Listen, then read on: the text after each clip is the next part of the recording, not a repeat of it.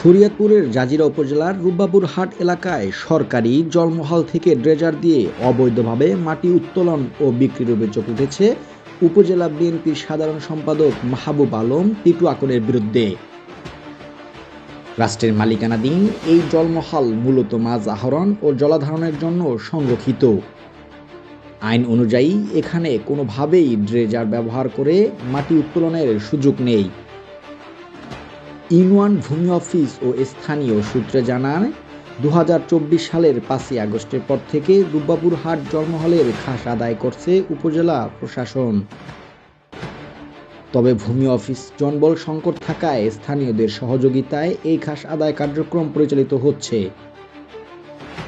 এই সুযোগে স্থানীয় হিসাবে জাজিরা উপজেলা বিএনপির সাধারণ সম্পাদক মাহবুব আলম টিটু আকন অনানুষ্ঠানিক চুক্তিভিত্তিক প্রতি মাসে 1 লক্ষ টাকা খাস দেওয়ার শর্তে চলতি গত বছর এপ্রিল মাস থেকে জলমহলটির দায়িত্ব নেন। দায়িত্ব নেওয়ার পর মাছ আহরণের পাশাপাশি জলমহল থেকে ড্রেজার দিয়ে অবৈধভাবে মাটি উত্তোলন করে বিভিন্ন স্থানে বিক্রি করা শুরু করেন টিটু আকন। এমন অভিযোগ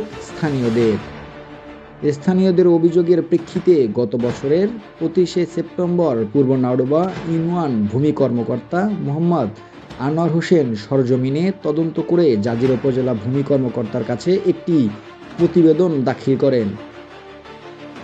তদন্ত প্রতিবেদনের বালুমহল ও মাটি ব্যবস্থাপনা সংশোধিত আইন 2023 অনুযায়ী সরকারি অনুমতি ছাড়া জলমহল থেকে মাটি উত্তোলনের শাস্তিযোগ্য অপরাধ বলে উল্লেখ করা হয় এবং প্রয়োজনীয় ব্যবস্থা গ্রহণের সুপারিশ করা হয়। তদন্ত প্রতিবেদন দাখিলের পর কিছুদিন মাটি উত্তোলন বন্ধ থাকলেও রহস্যজনক কারণে অভিযুক্তদের বিরুদ্ধে কোনো আইনানুগ ব্যবস্থা নেওয়া হয়নি। অভিযোগ উঠলেই কিছুদিন বন্ধ রেখে পুনরায় ড্রেজিং শুরু করা হয়। গত 29শে ডিসেম্বর সরেজমিনে দেখা যায় জলমহলের মধ্যভাগের পূর্ব পারে বসানো ড্রেজার দিয়ে একটি বসতবাড়ির জন্য মাটি ভরাট করা হয়েছে।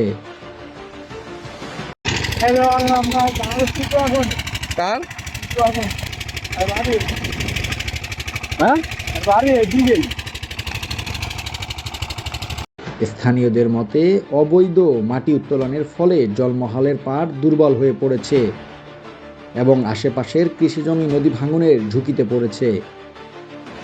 অভিযোগের বিষয়ে জানতে মাহবুব আলম টিটু আকনের সঙ্গে একাধিক দিন ও একাধিকবার যোগাযোগ চেষ্টা করা হলেও তিনি ফোন রিসিভ করেননি।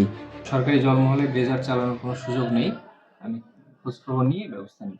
তদন্ত প্রতিবেদনে আইনের সুস্পষ্ট নির্দেশনা ও মাঠের বাস্তব চিত্র সবকিছুই সামনে থাকার পরও প্রশ্ন থেকে যায়, প্রভাবশালীদের ক্ষেত্রে কি প্রশাসনের আইন প্রয়োগ সমানভাবে কার্যকর হচ্ছে না? News desk, Shariatpur Times.